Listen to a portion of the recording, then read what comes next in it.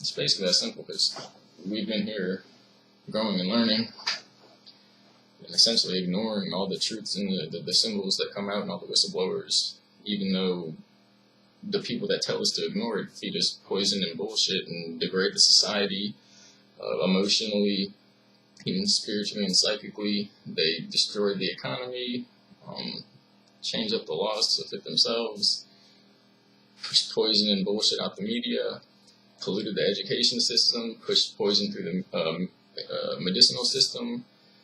The judicial system is corrupt to fucking put prisoners in power.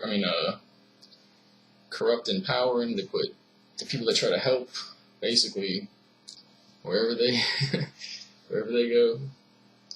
It's all right in front of us. No one's ever fucked with you other than allowing you to ignore the fact that this whole fucking thing is happening right in front of all of humanity all of the time. It might not be directly in front of our faces everywhere, but if you live in another country where you can see these things going on, and you can look at how this pattern of dominance through technology and media is fucking spreading faster than anything, any force on the world. It's spreading faster than human panic. That's because it's controlled, and of course it's controlled by those with money and power to do such a thing, but you look at the fruits that are produced, whether these people that are leading us down this path with technology and goods and economy and this that are actually intending to help us, or whether they're saving the good shit for themselves and giving all the poison to the people. It's a big trip in a way. It's a big trip down a rabbit hole, because you could live your whole life thinking everything is as it's been explained to you, and literally, once it starts to unravel, if you don't know what's happening or why it's happening, it feels like reality is breaking apart and crumbling. In a way, we're lucky to have these experiences, because we knew from the first fucking day shit isn't what it seems. Nothing is. And I think we also had these experiences probably because we inherently always knew that something was wrong, or that there's more to reality than just the physical sense, because you don't have to go to school and have them bullshit you to realize things aren't as they seem. You can just live in a body and know we're more like an eternal spirit, and physicality is temporary. And our minds teach us this, our emotions, everything teaches us this. We have to let go and learn to grow. What does the society teach us? It teaches us to hold the fuck on, to grab everything and hold on, gather more wealth.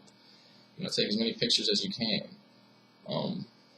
It's completely opposing a free world, if you would. A free, spirited world where people don't have to struggle because other people want to have more benefits, more pleasure, and more power in a system that's really arbitrary. Because we could all be powerful and pleasure, not pleasure, but we could be at peace and have all the fun really we want in the world if we stick to loving each other.